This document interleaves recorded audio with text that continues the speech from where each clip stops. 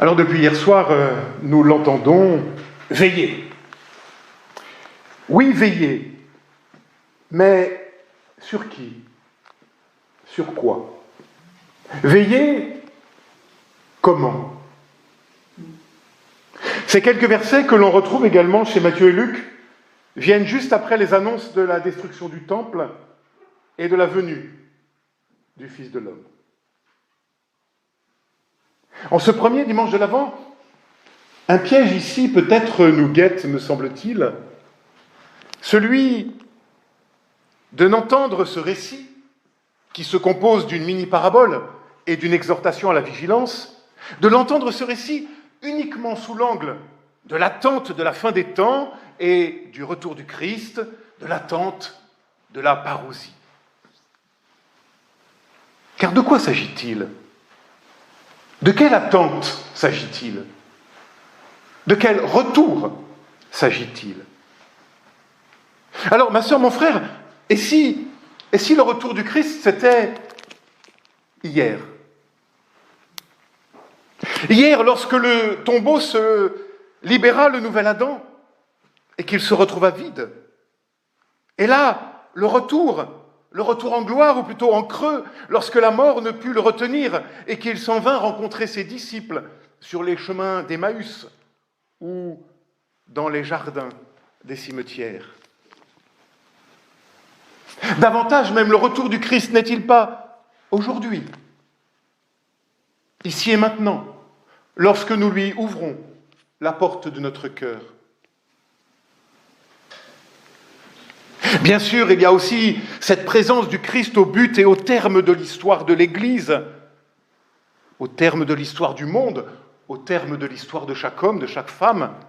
Mais des modalités de cette ultime venue, nous ne savons rien et ne devons rien savoir. Parce que ce qui compte, désormais, c'est cet autre regard possible, à poser sur le monde, à poser sur ses frères et sur ses sœurs, à poser sur nous-mêmes, aujourd'hui. Ce qui compte, c'est une vigilance active. Ce qui compte, c'est cette brèche désormais ouverte dans l'opacité du temps. Non pas une attente, mais une espérance. Le dominicain Adrien Candiar l'exprime admirablement, me semble-t-il, lorsqu'il écrit « L'espérance chrétienne n'est pas une attente. Elle ne prend pas sa source dans notre besoin ou dans nos manques, que nous chercherions à combler de manière appropriée. L'espérance chrétienne n'est possible que parce que Dieu s'est donné le premier. Il ne s'agit pas d'attente, mais de don. D'un don que nous devons simplement apprendre à recevoir. » Fin de citation. Un don, comme le dit le psaume 84, qui ouvre dans nos cœurs un chemin. Ce qui compte, c'est de découvrir désormais un présent habité de telle façon qu'il se perçoit comme la genèse d'un avenir où ce que nous vivons vivra. Et notre péricope est d'autant plus pertinente pour nous en ce premier dimanche de l'Avent qu'elle joue à cache-cache avec notre notion du temps et de la chronologie. Noël, nous le savons bien, a déjà eu lieu. C'est une très vieille histoire, de plus de 2000 ans déjà. Et pourtant, Noël doit bien avoir lieu encore cette année, dans la reconnaissance de la présence du Christ en chacune et chacun d'entre nous. Car oui, Christ doit naître à nouveau en toi, en moi, en chacune et chacun d'entre nous. Mais comment, me direz-vous? La réponse de l'homme de Nazareth tient en deux mots chez Marc. Marc emploie ici en effet deux mots grecs apparentés, mais différents, pour désigner cette vigilance. Et en tout, 4 fois, en 3 versets, résonne l'injonction « veillez », redoublée une première fois par l'expression « attention, soyez attentifs », qu'importe la traduction. Mais j'ai dit 2 mots. Nous avons chaque fois traduit dans nos traductions par « veiller », mais le premier « veiller » n'est pas le même mot en grec qu'ailleurs. Agrupneo, Elian. Ce verbe, que nous avons traduit par veiller, voire même prendre garde parfois, signifie littéralement l'insomnie. Soyons des insomniaques. Alors s'il y en a parmi vous, pardon. Ne pas dormir. Serions-nous donc des endormis ? Eh bien, peut-être. Peut-être. Il y a tant de choses qui peuvent nous anesthésier, nous endormir. L'habitude, la lassitude, mais bien pire, la peur, celle des changements. Et puis, pire encore, peut-être, le déni. Vous savez, c'est pas grave, ça ira mieux demain. Version chrétienne, Dieu y pourvoira. Pourtant, Dieu n'existe que dans le monde réel. Il n'est pas hier, il n'est pas demain, il n'est pas ailleurs. Le Dieu est le Dieu du présent, de notre présent, pas celui de nos rêveries et de nos châteaux en Espagne. Dieu ne se rencontre que dans la vraie vie, le vrai monde, le même monde que celui où l'on rencontre le chômage de masse, le terrorisme et la guerre. L'espérance chrétienne espère nécessairement contre toute espérance, c'est-à-dire contre tous les faux espoirs qui nous protègent d'une rencontre rugueuse avec le monde réel, où pourtant Dieu nous attend, là et nulle part ailleurs. Et pour que la rencontre puisse avoir lieu, enfin, un petit bout de rencontre, un éclair de rencontre, un instant éternel de rencontre, mais cet instant peut tout changer. Eh bien, pour cela, il faut veiller, le second verbe, veiller au sens d'être attentif, attentif à cette naissance de la présence du Christ en toi, en moi, en nous. Ou plutôt acquiescer enfin à cette naissance de la présence du Christ en toi, en moi, en nous. Et cette naissance peut surgir à n'importe quel moment, au moment le plus inattendu, à l'improviste.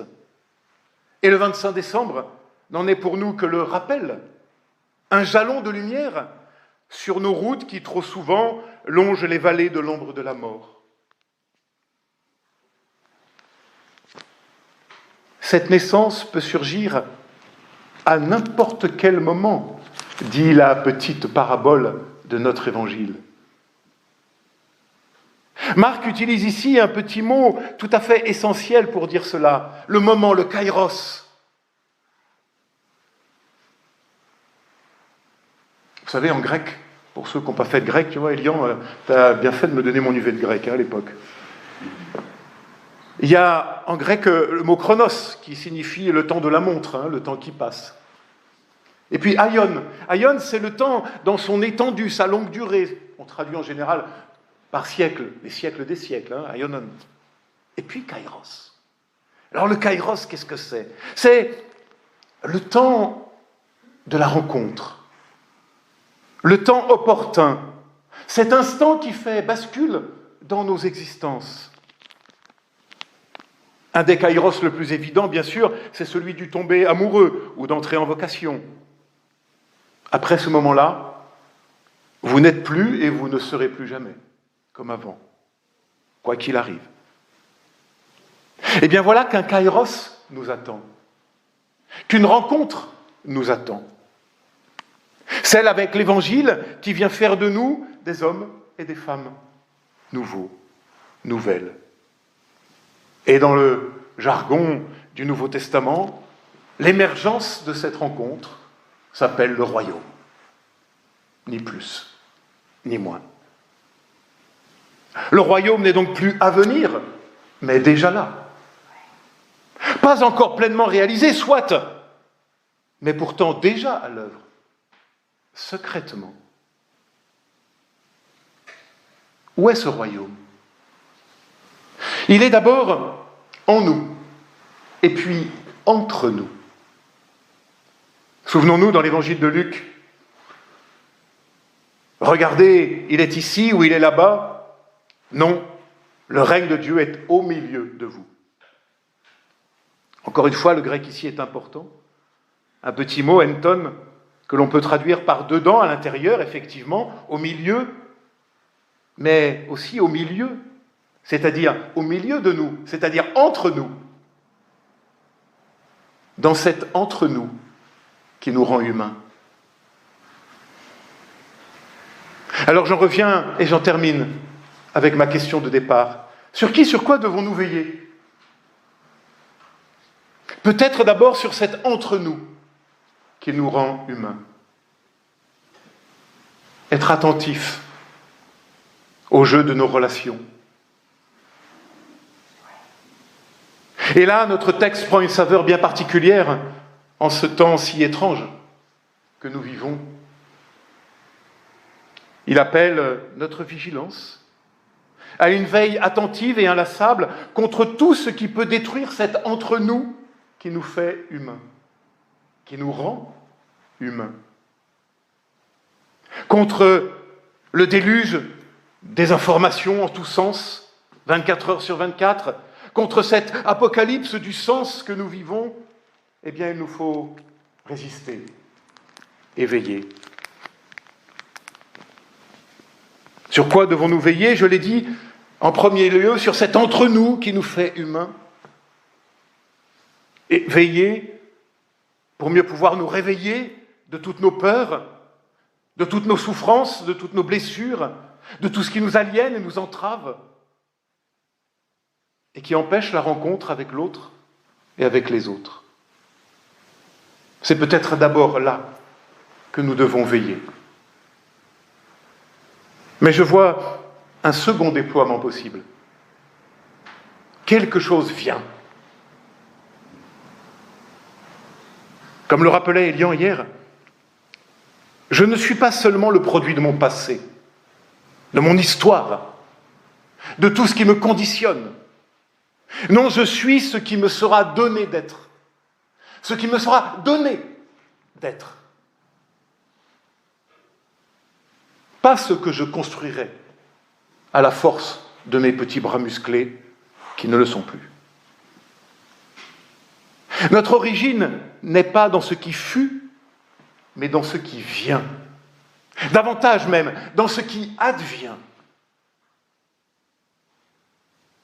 Il y a là un renversement total de perspective. Oui, l'Évangile est bien un anti-destin.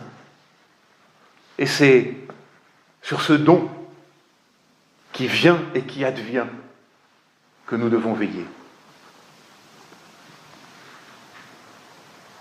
Et puis risquons peut-être encore un pas de plus. Et s'il ne s'agissait pas tant de veiller, d'être attentif, de ne pas être endormi, finalement, mais bien plutôt de découvrir que le Christ, lui, veille. Qu'il veille en moi, qu'il veille en toi, en nous et entre nous. Souvenons-nous, comme il le fit jadis à Gethsémani, et comme il le fait encore aujourd'hui, chaque fois que nous sommes prisonniers de nos torpeurs et de nos souffrances et de nos errances. En fait, c'est lui le veilleur, c'est pas nous. Notre vocation n'est peut-être rien d'autre que de le rejoindre, lui, dans sa veille, au cœur de la nuit, au cœur du chaos, au cœur des larmes, pour que l'espérance soit et demeure. Alors, ma sœur, mon frère, réveillons-nous. C'est lui qui veille et qui rend notre veille possible, lui et lui seul. Et peut-être est-ce cela veiller pour nous. Simplement laisser le Christ veilleur allumer une bougie au cœur de nos nuits les plus intimes.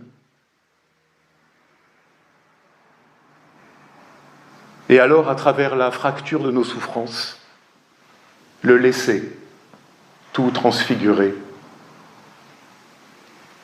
Amen.